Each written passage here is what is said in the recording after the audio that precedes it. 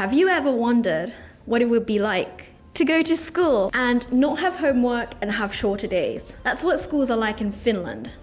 In comparison, Japan has some of the toughest final exams. In this video, I'm going to share with you some differences between education system in Japan and education system in Finland.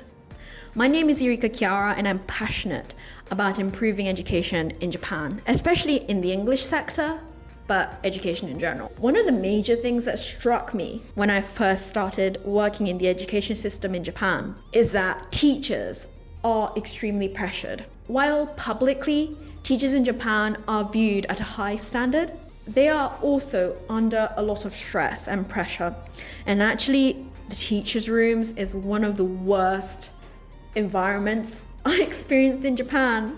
You just have this vibe of stress and anxiety and anger. I felt this toxicity in the room. In comparison to Finland, where they have shorter days, teachers actually are trained to become teachers. Yes, in Japan, teachers are trained before they become teachers, but in Finland, only 10% of people with a teaching degree become actual teachers. And to be even considered for that position, they have to have a master's degree in education. And even then, it's not guaranteed they become teachers. In Japan, because schools are so focused on standardized tests, there's a lot of pressure for students and there's a lot of bullying.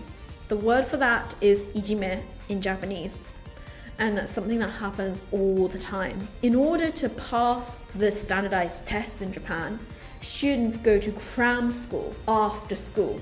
So cram school is somewhere students go to after the long day of school that they've had already. They go to another school where they focus on learning more about each subject, e.g. maths, English, whatever.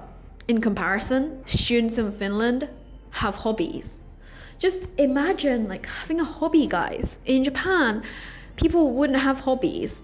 The only way that a student would have hobby is if they are aspiring to become professionals in whatever they're doing. For example, if they're going to violin class after school, they are expected to become violinists, which put all that pressure on students. In terms of school structures, there's a sense of unison and people need to be learning together. There isn't much emphasis on individuality or creativity, because it being very memory-based and regurgitating information, there isn't so much of emphasis on each student. Whereas because in Finland, class sizes are smaller, they work in smaller groups, even if they are working in groups. Teachers are able to see each student for their skills and what they need to work on. Which do you think is better?